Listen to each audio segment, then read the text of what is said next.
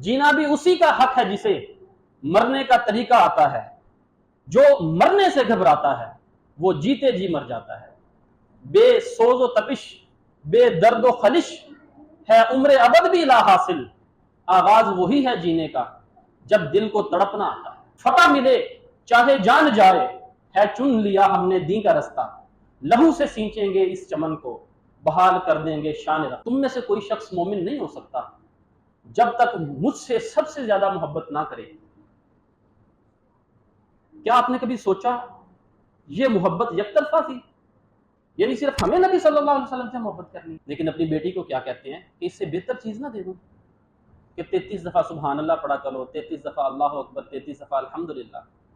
यानी physical sport की बजाय स्पिरिचुअल स्पोर्ट दिया। नबी करीम सल्लल्लाहु अलैहि वसल्लम फरमाते हैं क्या तुम में से कोई मुझ जैसा हो सकता है?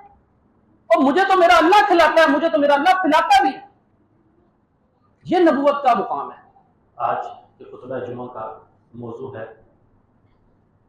इंतहाई मोहब्बत ज़ाते मुहम्मद सल्लल्लाहु अलैहि वसल्लम। नबी सल्लल्लाहु अलैहि वसल्लम ने 40 साल की जिंदगी मक्का में गुजारी, और जब आपकी उम्र 40 साल के करीब होने लगी तो अल्लाह की तरफ से आपकी तबीयत तन्हाई की तरफ माइल होने लगी।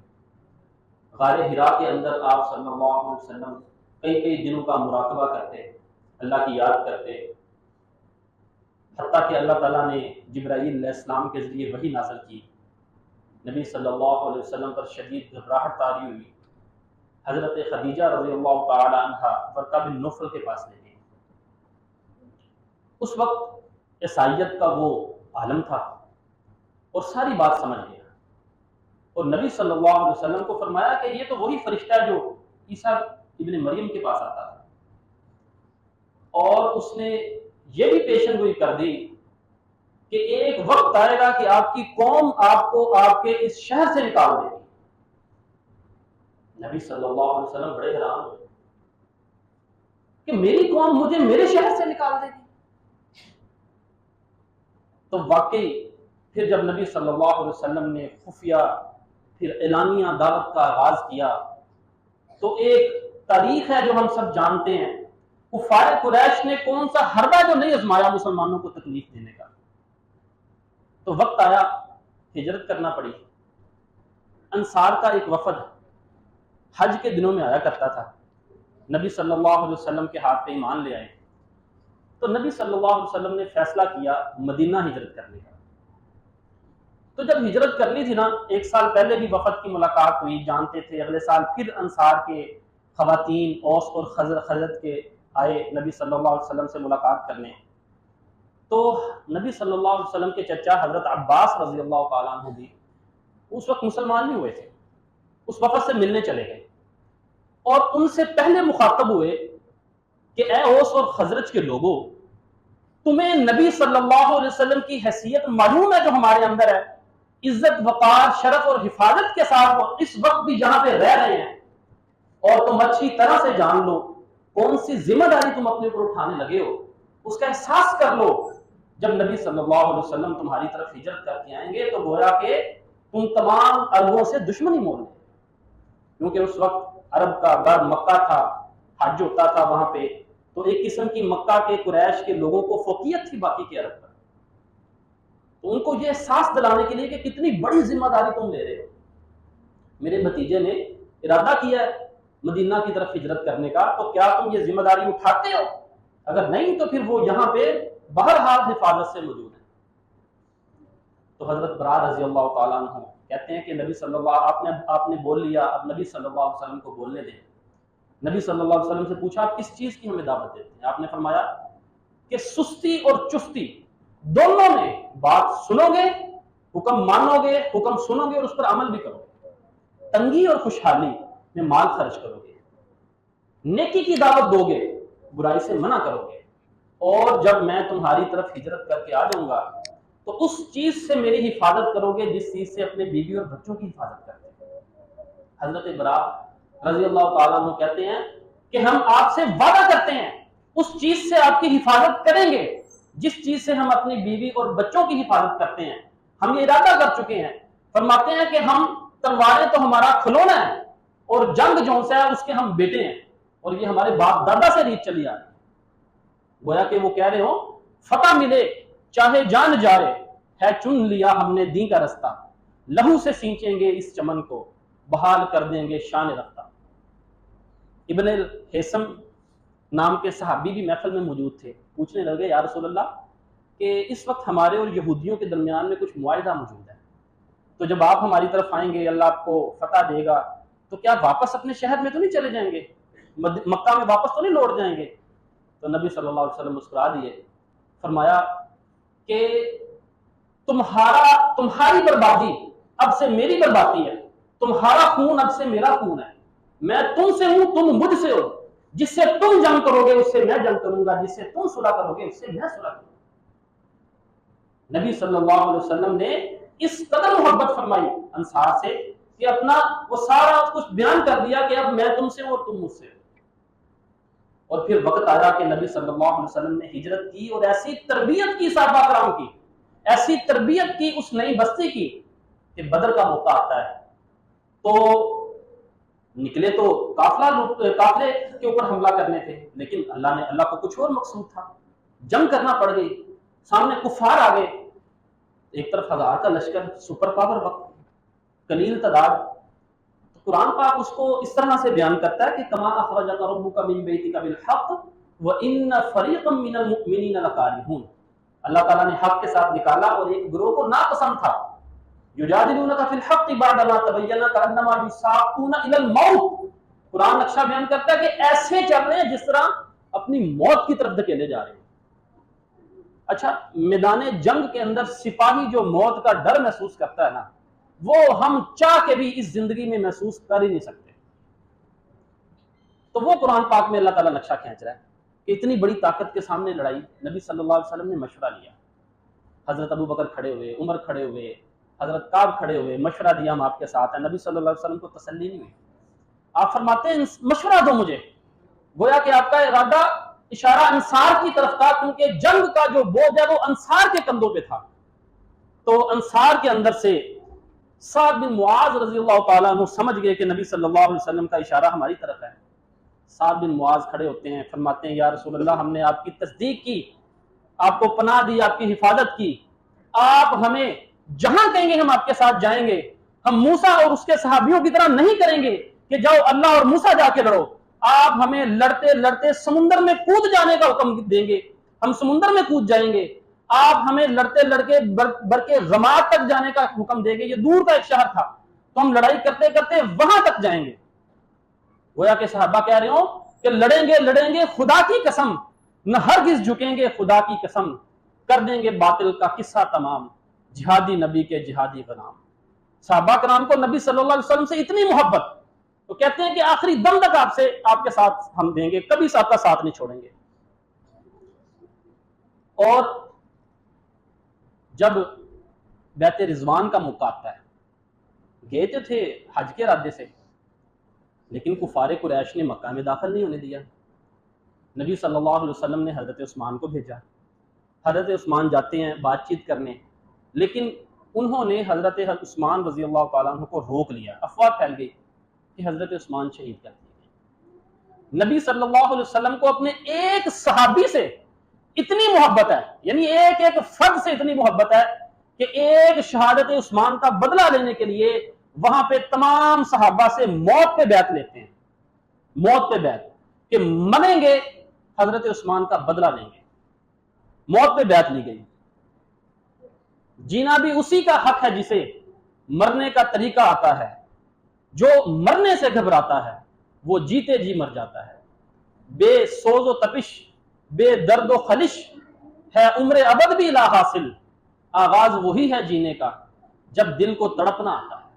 اور جب معاہدہ لکھوایا گیا تو معاہدے میں ایک شک یہ بھی لکھی گئی تھی کہ اگر مکہ سے کوئی شخص مدینہ آتا ہے تو واپس کیا جائے گا، لیکن مدینہ سے کوئی مکہ آ جائے تو واپس نہیں کیا جائے گا۔ منظور کیا نبی صلی اللہ علیہ وسلم کو، یقین تھا کہ جو ایک دفعہ ایمان لے آئے مر تو سکتا ہے، واپس نہیں جا سکتا، اس شک کو بھی قبول کیا۔ نبی صلی اللہ علیہ وسلم فرماتے ہیں کہ کوئی شخص اس وقت تک مومن ہو ہی نہیں سکتا جب تک اس کو اپنے گھر والوں سے، اولاد سے، گویا کہ دنیا کی ہر چیز سے بڑھ کر مجھ سے محبت نہ ہو۔ اچھا، اب یہ ایسی حدیث ہے جس پہ ملحدین کے بہت سارے اعتراض میں سے ایک اعتراض یہ بھی بنتا ہے کہ جتنے بھی نبی آئے نا، وہ لوگوں کو اپنی ذات کے گرد اکٹھا کرتے تھے اپنے ذاتی فائدے کے لیے۔ حدیث تو یہی بتا رہی ہے کہ نبی اپنے ذات کے گرد اکٹھا کر رہا ہے، اس حدیث سے یہ معلوم ہوتا ہے۔ لیکن اگر ہم زندگی کو دیکھیں نبی صلی اللہ علیہ وسلم کو کی، تو انسان کا سب سے زیادہ ذاتی فائدہ مال کے اندر ہی ہوتا ہے۔ کسی نبی نے کبھی اس طرح مال نہیں اکٹھا کیا لوگوں سے۔ نبی صلی اللہ علیہ وسلم کے پاس زندگی میں جو کچھ آیا آپ نے خرچ کر دیا، حتیٰ کہ ایک دفعہ مال غنیمت کا مال آیا تو نبی صلی اللہ علیہ وسلم کی بیٹی آئی آپ کے پاس۔ انسان کو اپنی بیٹی سے کتنی محبت ہوتی ہے، یہ جو جس کے پاس بیٹی نہیں وہ محسوس نہیں کر سکتا اس چیز۔ بیٹی آئی ہے کیا اپنے باپ کے پاس کہ کام کر کے میرے ہاتھوں پہ چھالے پڑ جاتے ہیں، کوئی لونڈی دے دیں میرے لیے کام میں آسانی ہو جائے۔ لیکن اپنی بیٹی کو کیا کہتے ہیں کہ اس سے بہتر چیز نہ دے دوں کہ 33 دفعہ سبحان اللہ پڑھا کرو، 33 دفعہ اللہ اکبر، 33 دفعہ الحمدللہ۔ یعنی فزیکل سپورٹ کی بجائے اسپرچول سپورٹ دیا آپ نے۔ انسان تھکتا تو ہے ہی، جتنا مرضی اللہ کا ذکر کر لے، کام کرے گا تھکے گا تو تھکتا تو ہے ہی، لیکن نبی صلی اللہ علیہ وسلم نے دنیا کا مال نہیں دیا اپنی اولاد کو، دین دی۔ ایسی محبت اپنے گھر والوں سے بھی، صحابہ کرام سے بھی۔ تو نبی صلی اللہ علیہ وسلم نے جو فرمایا نا کہ سب سے بڑھ کر مجھ سے محبت نہیں ہوگی تب تک مومن نہ ہو گئے، تو ہمیں اللہ کی قسم سب سے بڑھ کر نبی صلی اللہ علیہ وسلم سے محبت ہے۔ وجہ احباب گرامی قدر، اس دنیا میں سب سے زیادہ قیمتی چیز ہدایت ہے۔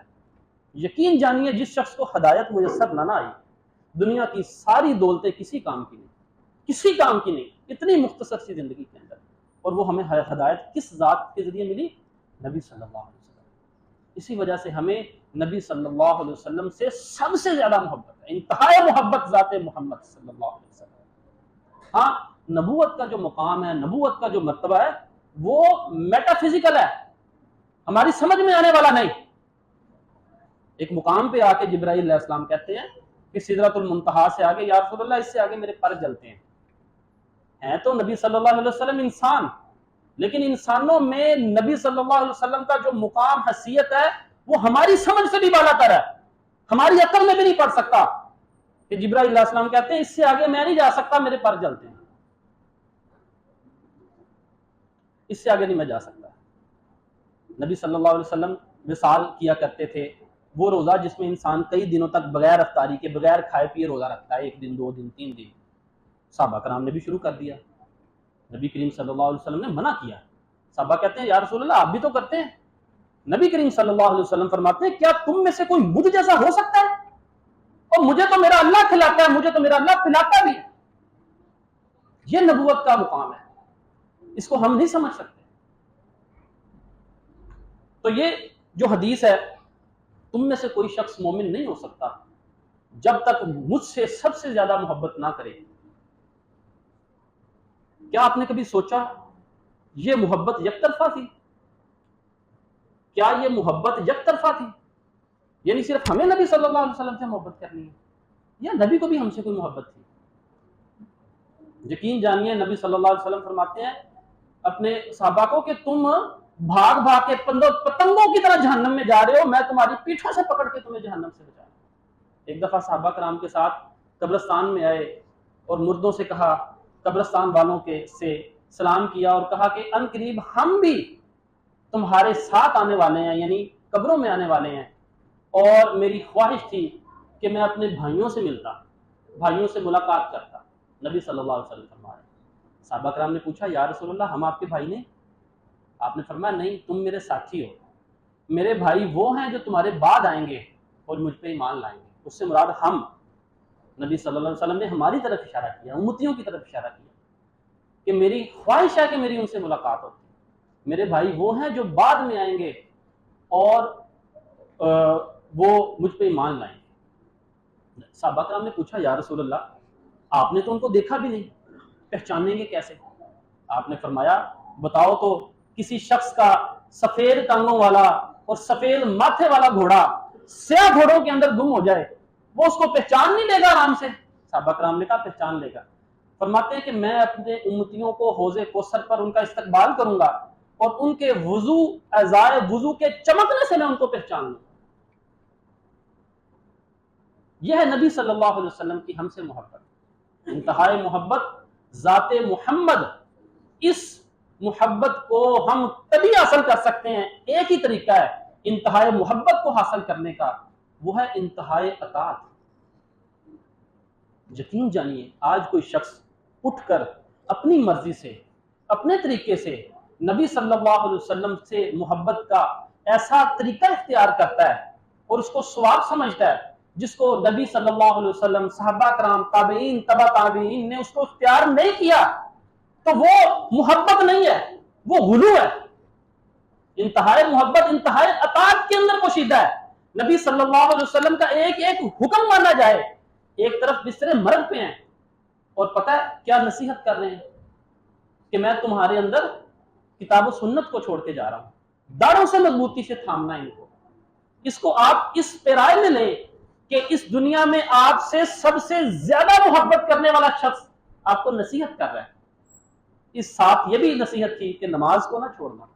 مجھے بتائیے تو صحیح کہ اگر ہم نماز کے لیے وضو ہی نہیں کریں گے, نماز پنجگانہ کی پابندی ہی نہیں کریں گے, تو کیسے آپ سے محبت کرنے والا آپ کو آب کوثر پہ پہچانے گا؟ کیسے پہچانے گا؟ تو آپ یہ سمجھیں کہ اس دنیا میں سب سے عزیز ترین ہستی, سب سے محبت کرنے والی ہستی سے ملاقات کے لیے آج سے سب سے پہلے آپ نے نماز پنجگانہ کی پابندی کرنی ہے, گویا کہ یہ زندگی کا حصہ بن جائے. ایک شخص, یہ ملحدین کے اعتراض میں سے کہ اعتراض شامل ہے کہ ہمارے پاس یہ ایک شخص ہے جو اللہ کو نہیں مانتا, یہ ایک دوسرا شخص ہے جو اللہ کو mانتا ہے, یہ بھی اچھے کام کرتا ہے, یہ بھی اچھے کام کرتا ہے, یہ بھی لوگوں کی مدد کرتا ہے, یہ بھی لوگوں کی مدد کرتا ہے. تو کیا صرف یہ شخص کلمہ پڑھنے کی وجہ سے جنت میں چلا جائے گا؟ لاجیکلی تو بات سمجھ میں نہیں آتی کہ آپ نماز نہ پڑھیں, اللہ کے احکامات پورے نہ کریں, ٹھیک ہے آپ اچھے انسان ہیں, تو صرف ایک کلمہ پڑھنے کی وجہ سے آپ جنت میں چلے جائیں گے؟ تو کم از کم نماز کی پابندی تو ہو. بین نماز فرق کرتی ہے نا مسلمان اور کافر میں, تو کم از کم اس چیز کی پابندی تو ہو. اس کے علاوہ جو نبی صلی اللہ علیہ وسلم نے نصیحتیں فرمائیں صحابہ کرام کو, وہ نصیحتیں ہمارے لیے بھی ہیں. قرآن کو اپنی زندگی کا حصہ بنائیں. تو اس ربیع الاول کے مہینے میں آج کے خطبہ جمعہ سے ہماری زندگی میں کون سا عملی سبق آنا چاہیے کہ انتہائی محبت کرنے والی ذات جو ہم سے محبت کرتی ہے, اور محبت کا تقاضا یہ ہے کہ ہم ان کی اطاعت کریں, اور کوئی بھی ایسا عمل جس پر نبی صلی اللہ علیہ وسلم کی مہر ثبت نہیں, اس کو اس مہینے میں محبت کے نام پر مت کیجیے. محبت اطاعت میں پوشیدہ ہے. کوئی ایسا عمل نہ کیجیے. نبی صلی اللہ علیہ وسلم سے پوچھا گیا یا رسول اللہ پیر کا روزہ کیوں رکھتے ہیں؟ فرمایا میں اس دن پیدا ہوا, خوشی میں روزہ رکھتا ہوں. تو آپ بھی نبی صلی اللہ علیہ وسلم کی پیدائش کی خوشی میں پیر کا روزہ رکھیے. آنے والی جو پیر ہے اس کا روزہ رکھیں, قرآن کو اپنی زندگی میں شامل کریں, حدیث کو اپنی زندگی کے اندر شامل کریں. تو انشاءاللہ تعالی انتہائی محبت ذات محبت محمد صلی اللہ علیہ وسلم اس کہنے کے ہم حقدار ہوں گے, اور نہ صرف زبان سے کہنے کے, ہم عملی طور پر بھی اس کا ثبوت پیش کریں. وآخر دعوانا ان الحمد للہ رب العالمین.